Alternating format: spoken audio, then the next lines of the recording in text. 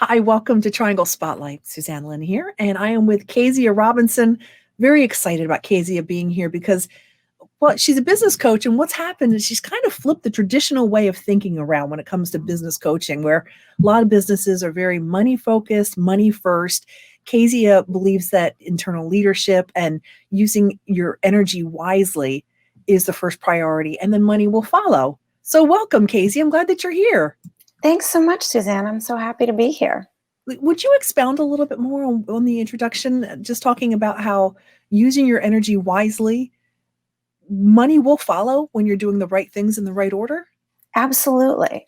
One of the things I like to look at is say, you only have so much energy, right? Mhm.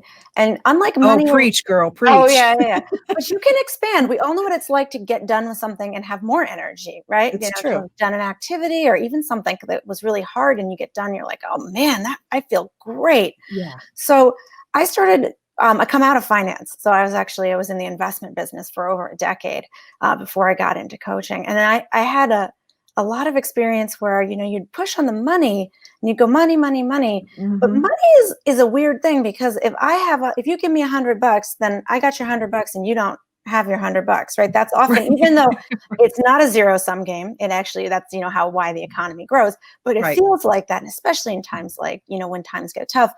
Yeah. However, I can feel good. You can feel good. I can have a lot of energy and get productive work done. You can have a lot of energy and get productive work done. So Hmm. when I started thinking about really what we were doing is that creating all that energy is that was a lot easier to get people to focus on the things that would be productive and on the things that would make their team more productive, that would be productive for their clients. It was like there wasn't this idea of, well, if I spend pay somebody and give them $1, I don't have that dollar in my pocket. Right. It was all, and then if you do start to focus so much on energy, you realize the money does tend to follow because when you have more energy, you'll make more sales calls. You'll do a better Mm. job. You'll be more creative in coming up with, if things get tough like they are right now, you'll be more creative in coming up with ways to work around it. Your employees will enjoy their work more. So you won't have to pay them as much. Don't tell them that, but that's Right. true.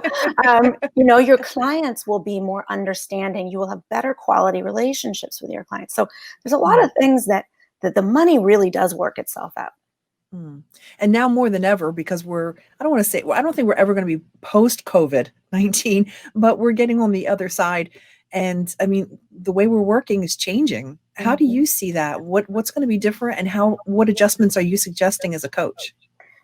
Well, there's the obvious one, which is we've had more of this remote work, and we're seeing, I think the thing to look for is what's working and what isn't working. And often, this is a really prime example because I do a lot of behavioral assessments, and I'll tell people, I'll say, well, some people enjoy working from home and some people don't, and some people Mm. are well suited to it and some people aren't.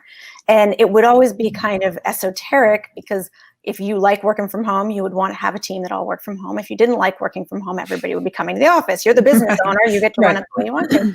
And this has been an opportunity to really see what works well and what doesn't work well. So on a go forward basis, I know for myself, I love being in person with people. I like being in the room. I do a lot of strategic work with people as well, not just the coaching.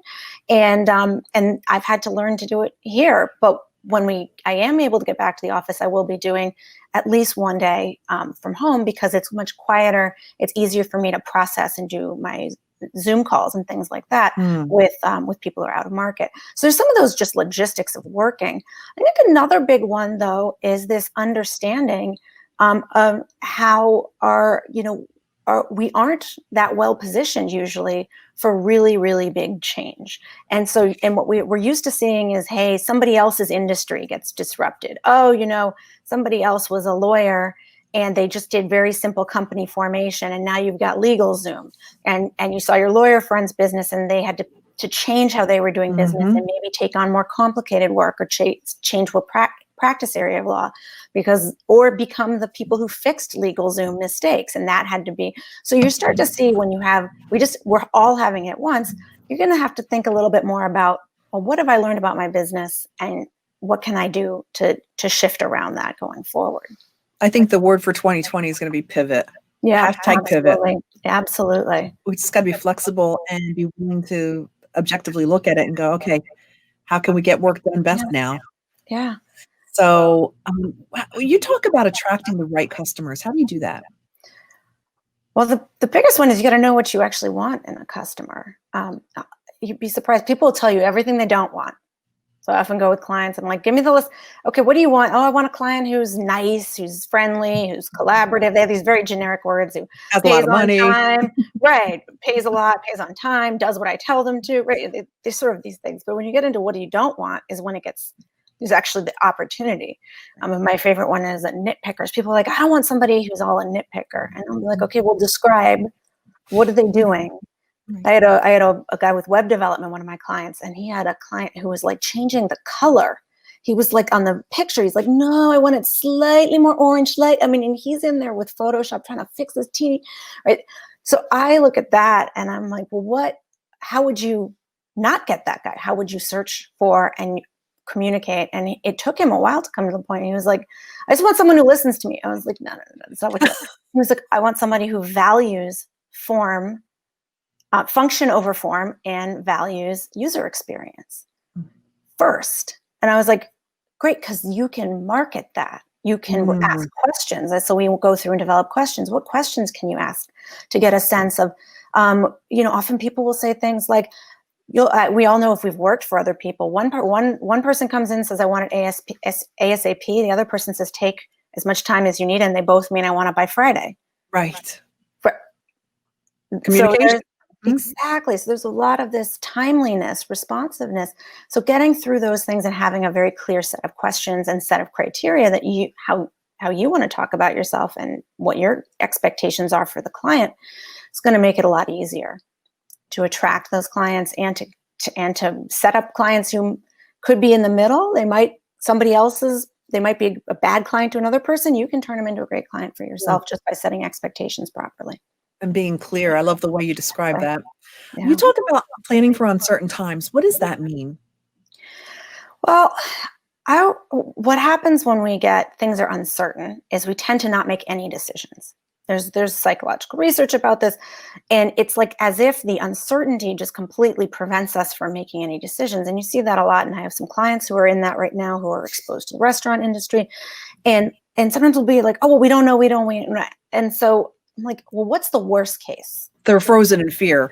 Right. Yeah. So let's pick the worst case. Let's say, okay, let's do it. 80% of the restaurants close and nothing opens till 2022. Let's pick it. Okay.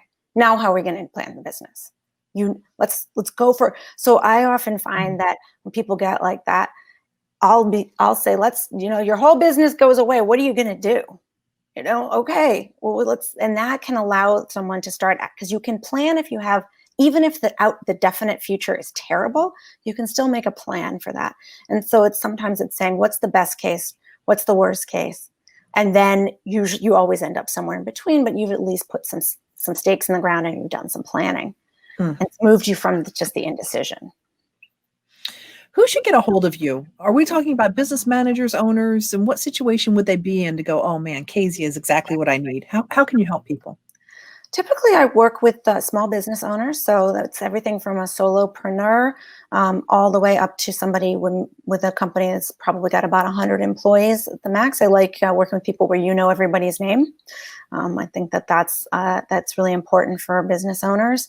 And it's interesting. I always say I'm like a life coach for the businesses. So people come to me at different stages. Sometimes they're, as I said, like a solopreneur. This is like gestation. They're still getting pregnant. The baby's not ready yet, right? And so we're doing that kind of work about how do you build a foundation so you can then grow the company from there. I've also got people where they're looking at what's the next thing for me. Okay, maybe they're thinking of retirement. Maybe they're thinking of starting a different business.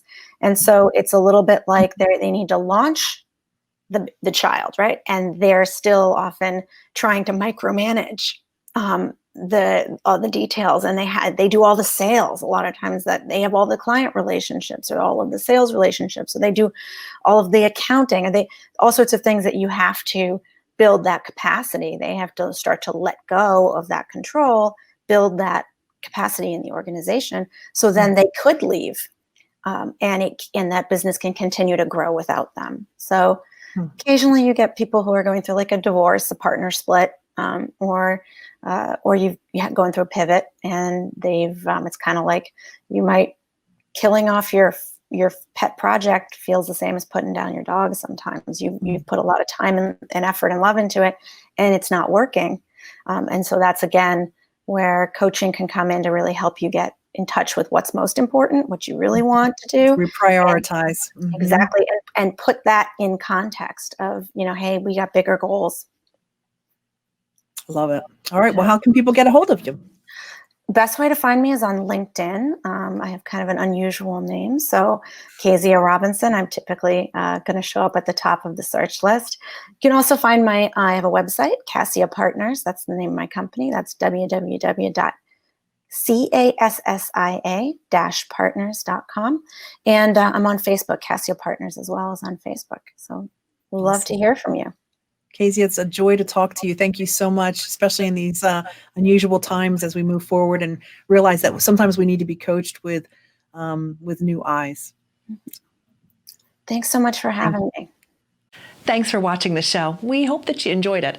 Having digital marketing for your product or organization is so crucial these days. People are ditching traditional advertising like print and broadcast commercials and turning to relationship marketing platforms like YouTube and podcasts that people can consume on demand on their time. Let's talk about how we can build your digital library with segments just like this.